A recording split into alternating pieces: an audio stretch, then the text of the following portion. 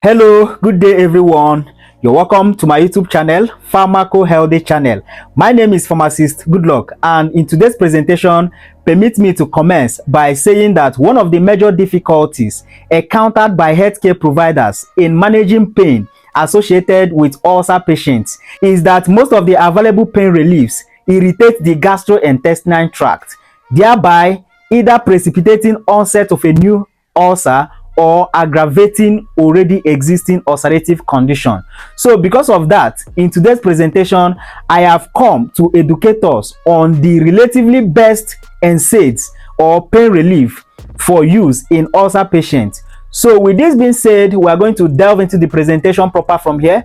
But before we do that, I suggest that we go for a short break, as it is now customary to us. So if this sounds interesting to you, I advise you to stay tuned. Don't go anywhere, because I'll be right back soon.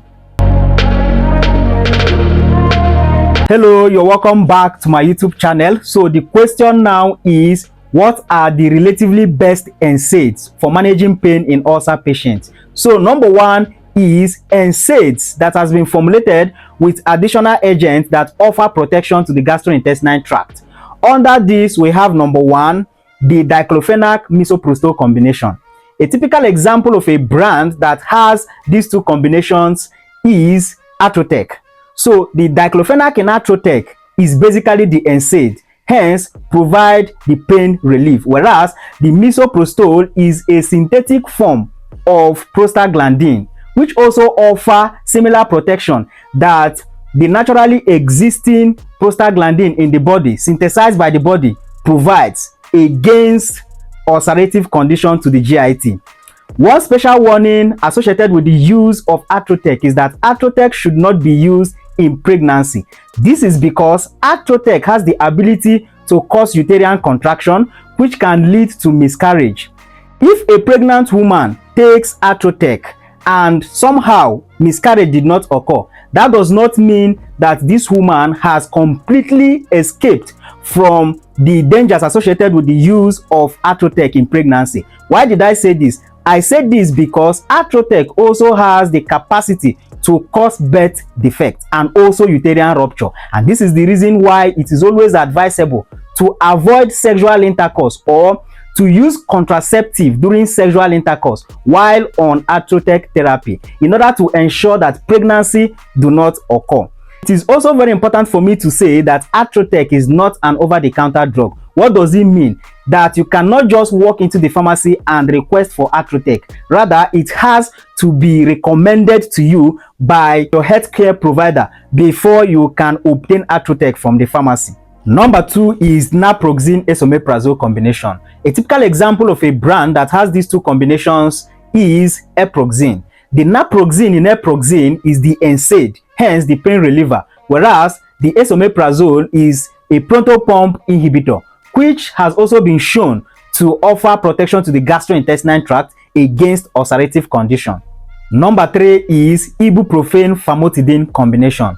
A typical example of a brand that has these two combinations is Duexis. The Ibuprofen in Duexis is the NSAID, hence the pain reliever, whereas the famotidine is a histamine 2 receptor antagonist, which has also been shown to offer some level of protection to the gastrointestinal tract against ulcer, just like what esomeprazole does in Eproxen. The major challenge encountered by healthcare providers in recommending these combinations of drugs to ulcer patients is that they are relatively more costly than the other group of NSAID that do not have any additional agent that protect against ulcer. So what most patients do is that when they cannot afford these drugs, they simply go for a cheaper brand of these NSAID that do not have this additional agent that protect them from ulcer, and after a while they come down with ulcer symptoms. So the advice I have for this group of patients is to always open up to their healthcare providers. Maybe different generics that make up these brands may be recommended for them to take. The only thing is that they should be prepared to take 2 tablets instead of 1.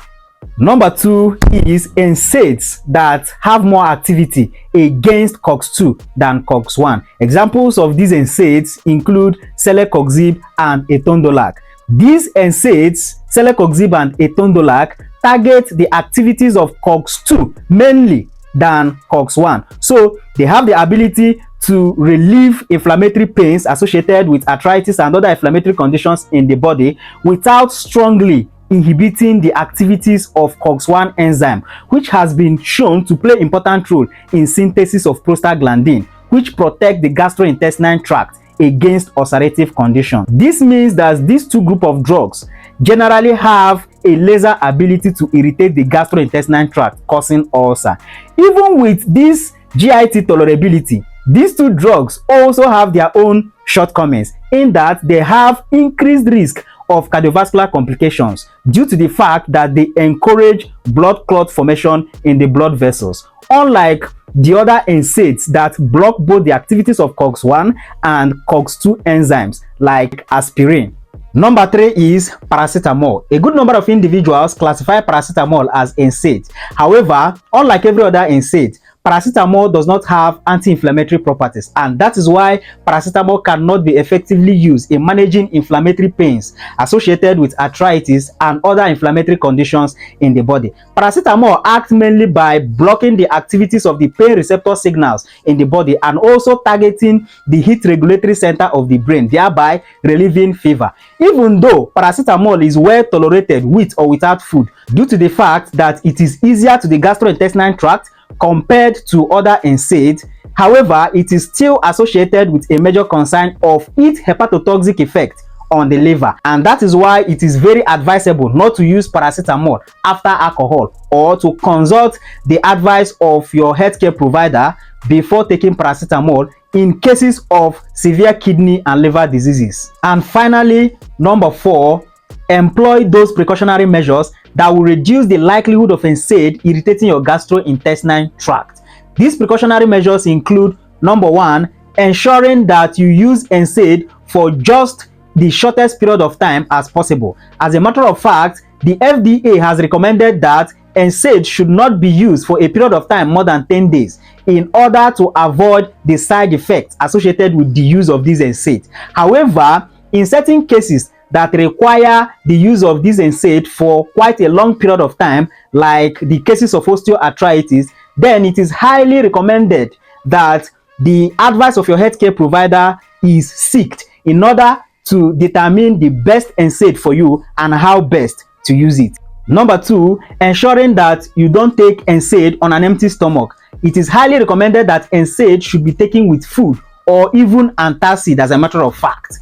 But to take NSAID on an empty stomach is a no. And then number 3, ensuring that you avoid alcohol and cigarette smoking during the course of NSAID therapy and even beyond. This is because these habits not only increase the risk of gastrointestinal complications of NSAID, but also act as strong risk factors to a plethora of medical conditions.